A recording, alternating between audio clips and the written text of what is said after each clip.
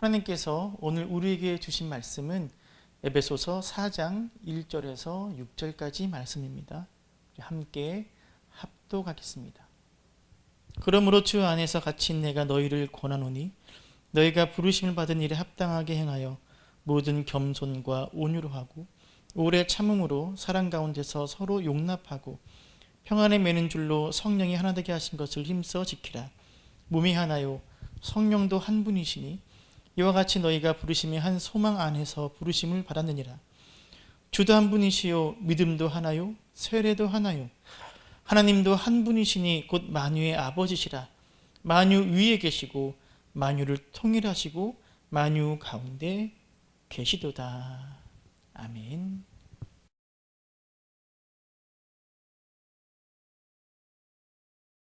바울은 지금까지 하나님이 하신 일에 대해 설명하면서 하나님이 주신 복을 에베소 성도들이 알게 해달라고 기도했습니다.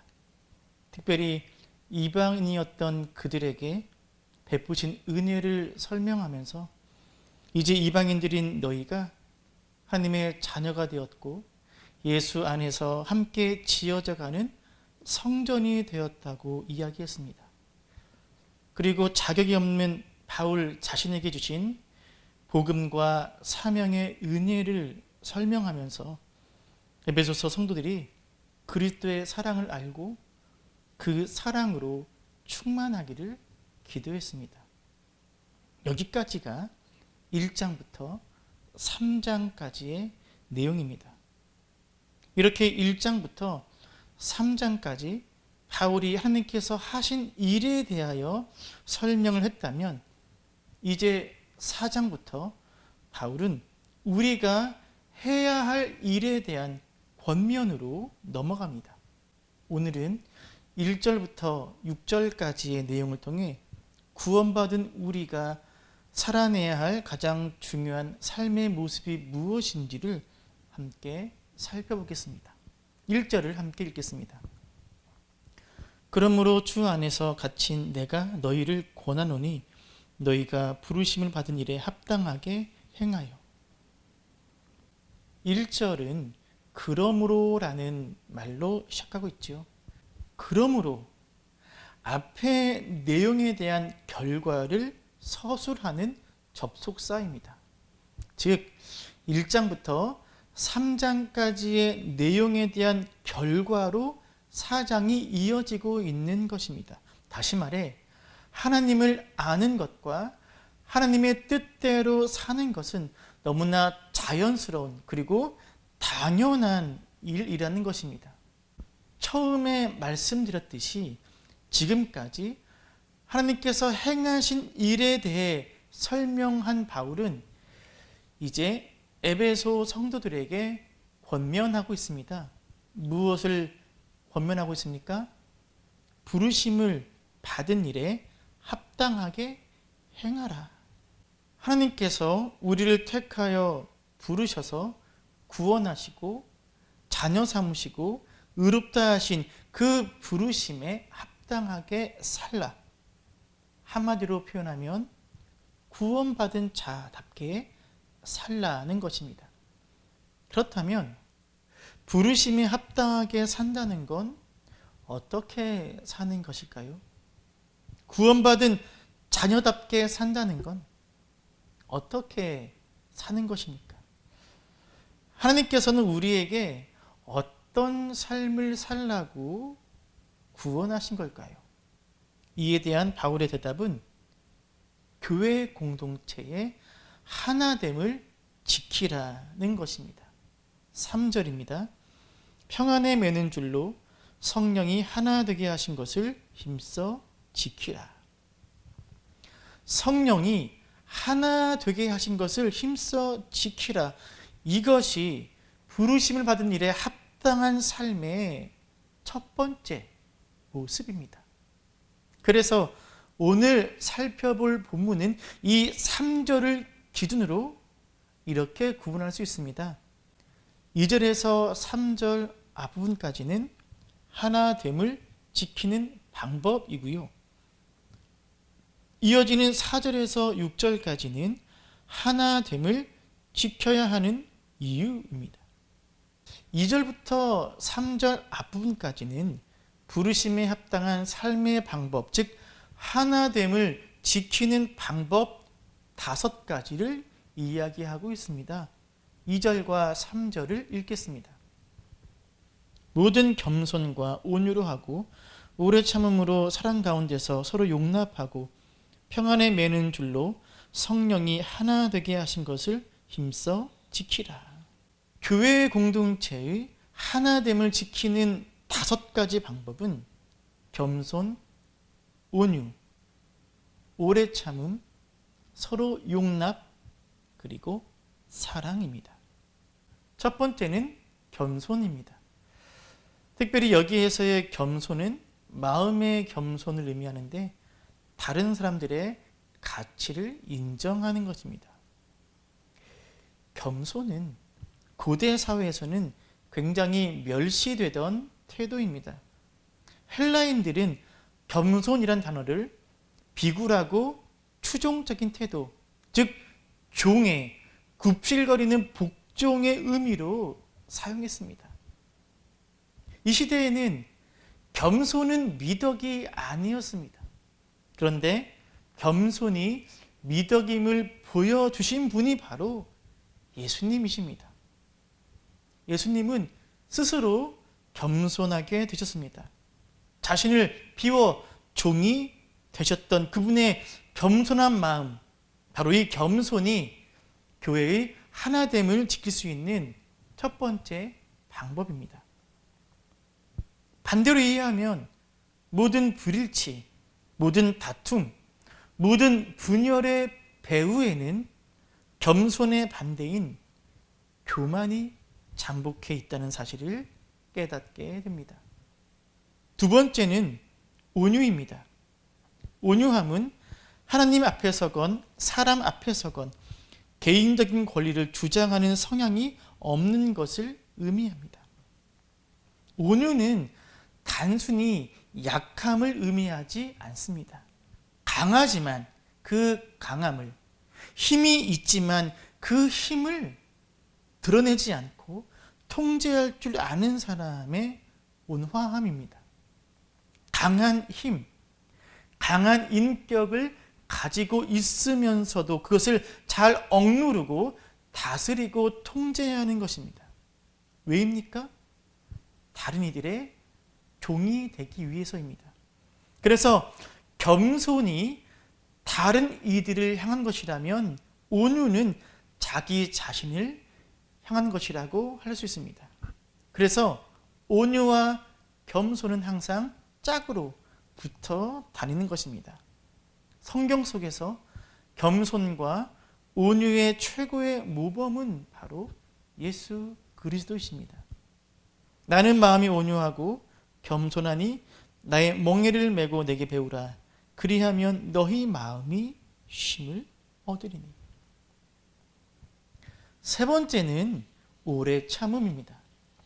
오래 참음이란 그리스도 안에서 하나님이 우리에게 보여주신 것처럼 화나게 만드는 사람을 향하여 인내심을 발휘하는 것입니다. 네 번째는 서로 용납하는 것입니다. 여기에서 용납이라는 단어는 태연하다, 침착함을 잃지 않다는 뜻을 갖고 있습니다. 다른 이의 잘못에 대해, 허물에 대해 태연한 모습과 자세를 보이는 것입니다. 그래서 오래 참음이 그 사람의 내적인 모습을 보여주는 것이라면 서로 용납은 이 오래 참음의 외적으로 표현되는 모습을 보여주고 있습니다. 다른 이의 잘못과 허물을 참는 사람은 그 사람에게 태연하고 침착한 모습을 보여줘야 하는 것입니다. 다섯 번째는 사랑입니다. 사랑은 하나됨을 지키기 위한 최종적인 자질로 앞에 네 가지를 포괄하면서 모든 미덕의 절정이자 총합입니다. 겸손, 온유, 오래 참음, 서로 용납, 그리고 사랑. 이 다섯 가지가 교회의 하나됨을 이루는 방법입니다. 이것들이 없으면 교회의 어떠한 외적인 구조나 프로그램도 교회의 하나됨을 지켜낼 수가 없습니다. 반대로 이 5가지가 있다면 우리는 교회의 하나됨을 지켜낼 수 있습니다. 여기서 중요한 것은 하나됨을 지키라는 표현입니다. 하나 되라는 것이 아니라 이미 하나 되게 하신 것을 지키라는 것입니다. 즉, 교회 공동체는 이미 하나됨에서 출발한다는 것입니다. 하나됨은 우리가 이루어야 할 것이기에 지금 하나 되지 못하고 있다고 해서 당연히 여겨야 할 것이 아니라는 사실입니다. 이미 하나됨에서 출발했기 때문에 하나 되지 못함은 우리가 부끄러워야 하고 안타까워해야 하는 것입니다.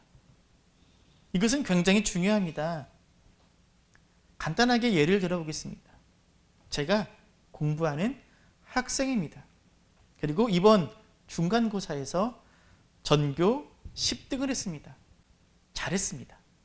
그런데 내 목표가 무엇이냐에 따라서 이 전교 10등이라는 성적에 대한 평가가 달라집니다. 제가 전교 1등이 목표라면, 그렇다면 이번 중간고사에서 전교 10등 한 건 중요하지 않습니다. 왜냐하면 전교 1등을 향해 나아가고 있는 중이기 때문입니다. 그래서 이번 중간고사에서 전교 10등을 했다고 해도 괜찮습니다. 과정의 일부입니다. 그런데 제가 이미 전교 1등이라면 이번 중간고사 성적을 보는 관점이 달라집니다. 저는 지금 이미 전교 1등이기 때문에 목표는 당연히 전교 1등을 지키는 것입니다. 그래서 이번 중간고사에서 전교 10등을 했다? 큰일 난 일입니다. 9등이나 떨어진 겁니다. 전교 10등도 괜찮아, 그럴 수 있지라고 말할 수 없다는 겁니다. 나는 이미 전교 1등이기 때문입니다. 오늘 말씀이 그러합니다. 교회라는 공동체는 이미 성령께서 하나 되게 하신 공동체입니다. 하나됨을 위해서 나아가는 공동체라면 그 과정 가운데 생기는 분열, 다툼, 반목 등을 어쩔 수 없다고 너그럽게 볼 수 있습니다. 아직 하나 되지 못했기 때문입니다. 그러나 이미 성령께서 하나 되게 하신 공동체라면, 그래서 그 공동체에 분열과 다툼과 반목 등이 생긴다면 그것들은 절대 묵과할 수 없는 문제로 여겨질 수밖에 없다는 겁니다. 제가 교회에서 이런 말들을 참 많이 들었습니다. 죄인들이 모인 교회인이 다투고 분열되고 상처 주는 것은 어쩔 수 없어 라는 말입니다. 정말 많이 들은 말입니다. 그런데 이 말은 맞지 않습니다. 교회라는 공동체가 하나됨을 목표로 하는 곳이라면 이 말은 맞을 수 있습니다. 하지만 아닙니다. 교회 공동체는 이미 성령께서 하나 되게 하셨습니다. 하나됨으로 출발한 곳이 교회입니다. 그래서 교회가 실제로 하나 되지 못하는 것을 묵인하거나 죄인들이 모인 곳이니 어쩔 수 없다고 여기면 안 된다는 것입니다. 교회의 하나됨은 우리가 이루어야 할 것이 아니라 우리가 지켜내야 할 것임을 기억하시기를 바랍니다. 그렇다면 교회의 하나됨을 지켜야 하는 이유는 무엇일까요? 그 이유는 우리는 한 몸이기 때문입니다. 4절부터 6절까지 읽겠습니다. 몸이 하나요 성령도 한 분이시니 이와 같이 너희가 부르심의 한 소망 안에서 부르심을 받았느니라. 주도 한 분이시요 믿음도 하나요 세례도 하나요 하나님도 한 분이시니 곧 만유의 아버지시라. 만유 위에 계시고 만유를 통일하시고 만유 가운데 계시도다. 몸이 하나요. 우리는 그리스도의 몸으로 부름받은 이들입니다. 이미 살펴본 말씀이지요. 또 만물을 그의 발 아래에 복종하게 하시고 그를 만물 위에 교회의 머리로 삼으셨느니라. 교회는 그의 몸이니 만물 안에서 만물을 충만하게 하시는 이의 충만함이니라. 하나님은 예수 그리스도를 교회의 머리로 삼으셨습니다. 그래서 교회는 머리 되시는 예수님의 몸입니다. 이 몸의 지체를 이루는 것이 우리 그리스도인들, 교인들, 성도들입니다. 그래서 예수 그리스도를 머리로 삼은 이 교회라는 몸은 하나여야 합니다. 몸은 하나입니다. 바울은 이것을 조금 더 발전시킵니다. 본문을 보면 바울은 삼위일체 하나님이 모두 한 분이라고 말하고 있습니다. 성령님도 한 분입니다. 주, 즉 성자 예수님도 한 분입니다.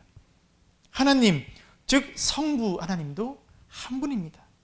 우리를 소망 가운데 부르신 성령님은 한 분이십니다. 우리의 믿음의 대상이요 세례를 만드신 예수님도 한 분이십니다. 우리의 아버지 되시는 하나님 역시 한 분이십니다. 머리가 하나면 몸도 하나입니다. 머리가 하나면 몸도 하나입니다. 머리가 둘이면 몸도 둘일 수밖에 없지요. 그런데 바울은 이렇게 말하는 겁니다. 우리는 단 한 분이신 하나님, 단 한 분이신 성령님, 단 한 분이신 예수님 믿고 섬긴다. 그래서 교회는 하나의 교회밖에 없다라고 말입니다. 이것이 교회가 하나됨을 지켜야 하는 이유입니다. 교회의 성도들이 둘이나 셋으로 나뉘어진다. 그러면 머리는 하나인데 몸이 둘이나 셋이 붙어있는 모습을 보이게 됩니다. 그건 괴물이죠, 괴물. 한 분 하나님, 한 분 성령님, 한 분 예수님을 믿고 섬기는 교회라는 공동체는 반드시 한 몸일 수밖에 없음을 바울은 역설하고 있습니다. 성도 여러분, 부르심에 합당한 삶, 그 첫 번째는 교회의 하나됨임을 잊지 마시고 의정부 서문학교회의 하나됨을 힘써 지켜내는 저와 여러분이 될 수 있기를 간절히 소망합니다. 그런데 이 하나됨은 쉽게 지켜낼 수 있는 것이 아닙니다. 성령이 하나 되게 하신 것을 힘써 지키라. 여기서 힘써에 해당하는 헬라어 동사는 강조체로 되어 있습니다. 노력을 아끼지 않아야 한다는 의미입니다. 그리고 현재 분사형으로 되어 있는데 이 말은 한 번의 행동이 아니라 지속적이고 꾸준한 활동을 요구하는 겁니다. 즉 교회의 하나됨을 지키기 위해서는 한두 번의 노력이 아니라 끊임없는 계속적인 지속적인 노력이 필요하다는 말씀입니다. 사랑하는 성도 여러분, 하나님께서 우리를 서문학교회로 불러주신 이 놀라운 신비를 다시 한번 붙잡고 나아갑시다. 모래알과 같았던 우리를 자기 안으로는 단단하게 뭉쳐있지만 곁에는 누구와는 함께하지 못했던 우리들을 주님은 불러주셨습니다. 그리고 사랑으로 우리 자신을 새롭게 발견하게 하셨고 내 곁에 있는 지체를 새로운 눈으로 바라보게 해주셨습니다. 단지 깨달음뿐만이 아니라 사랑할 수 있는 새 힘과 새 능력 또한 우리에게 허락해 주셨습니다. 그리고 이 모든 일의 증거이자 뿌리는 우리 주 예수 그리스도이십니다. 성도 여러분, 겸손과 온유, 오래 참음과 서로 용납 그리고 사랑으로서 성령께서 이미 하나 되게 하신 것을 힘써 지키는 의정부 서문화 교회가 될 수 있기를 소망하며 축복합니다.